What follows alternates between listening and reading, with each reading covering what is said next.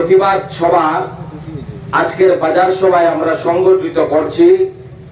আপনারা জানেন আমাদের দেশের কেন্দ্রীয় সরকারের ২ নম্বর ব্যক্তি স্বরাষ্ট্রমন্ত্রী, উনার নাম অমিত শাহ। উনি আমাদের দেশের সংবিধান প্রণেতা ডক্টর বি.আর. আম্বেদকরকে নিয়ে কুরুচিকর কুমন্তব্য করা, এর প্রতিবাদে সারা দেশ জুড়ে আগামী ৩০ ডিসেম্বর ৫টি বামপন্থী দলের ডাকে ওনার পদত্যাগের দাবিতে মিছিল সভা সংগঠিত হবে। আমাদের কর্মসূচি আগামীকাল পানিসাগরে অনুষ্ঠিত হবে। আমরা এই যে ঘটনা, এই ঘটনার তীব্র নিন্দা জলপাশা অঞ্চল কমিটির পক্ষ থেকে এবং আমাদের পার্টির পানিসাগর মহকুমা কমিটির পক্ষ থেকে আমরা জানাচ্ছি। পাশাপাশি আমরা আবেদন রাখছি, আমরা দাবি করছি অবিলম্বে দেশের স্বরাষ্ট্রমন্ত্রী অমিত শাহকে এই ধরনের কুমন্তব্য করার প্রতিবাদে আমরা ওনাকে এই যে সম্মানের আসন, এই আসন থেকে পদত্যাগ করে ওনার গোটা দেশের মানুষ সেটা চাইছে, আমরা বামপন্থী দল সেটা চাইছি। কেন বিজেপি এই কাজটা করছে?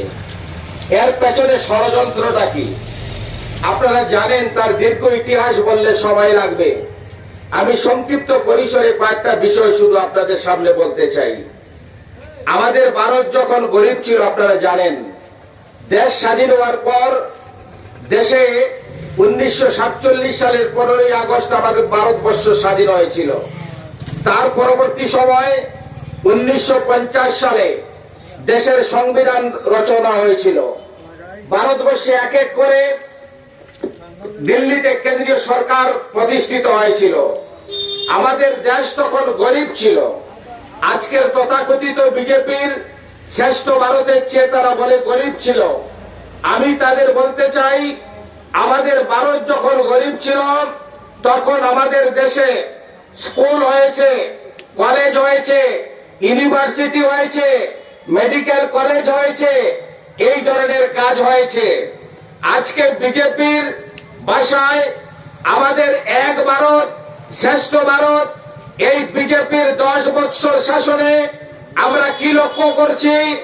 আমরা লক্ষ্য করছি আমাদের দেশের শিক্ষাকে বেসরকারীকরণ করা হচ্ছে। নতুন একটা কলেজ হচ্ছে না, নতুন একটা ইউনিভার্সিটি হচ্ছে না, নতুন একটা মেডিকেল কলেজ হচ্ছে না, শুধু শুধু স্লোগান স্লোগান স্লোগান। আমরা তাদের বলতে চাই, বিজেপি যখন সরকারে ছিল না তখন আমাদের দেশে ডাক্তারি ইঞ্জিনিয়ারিং পড়তে গেলে 5 থেকে 10 লক্ষ টাকায় ডাক্তার ইঞ্জিনিয়ার আমাদের দেশের সুসন্তানরা হয়েছে। আজকে এই 10 বছরে বিজেপি শাসনে আমাদের দেশে একজন ডাক্তার তৈরি হতে গেলে 1 কোটি টাকার প্রয়োজন। এটাই হচ্ছে আমাদের শ্রেষ্ঠ ভারত, এটাই হচ্ছে শ্রেষ্ঠ ত্রিপুরা। এমনকি MBA ইঞ্জিনিয়ারিং এই ক্ষেত্রেও এই সমহারে আমাদের টাকা দিতে হয়। আমরা কি লক্ষ্য করেছি? দেশে যখন বিজেপি ছিল না সেই সময় আমাদের দেশের উন্নয়নের জন্য গোবর গোমূত্র সেবন করতে হতো না। আর আজকে এই 10 বছরে আমরা কি লক্ষ্য করছি? এই বিজেপি আজকে নাকি গোবর গোমূত্র উন্নয়নের মাপকাঠি, উন্নয়নের চাবিকাঠি, এটা আপনারা জানেন। দেশের বিভিন্ন জায়গায় এই ভিডিওগুলি ভাইরাল হচ্ছে। এগুলো কি আড়াল করার জন্য এই মন্তব্য? আমরা লক্ষ্য করেছি আমাদের বিজেপি যখন দিল্লিতে ক্ষমতায় ছিল না, আমাদের দেশে সংরক্ষণ প্রথা ছিল।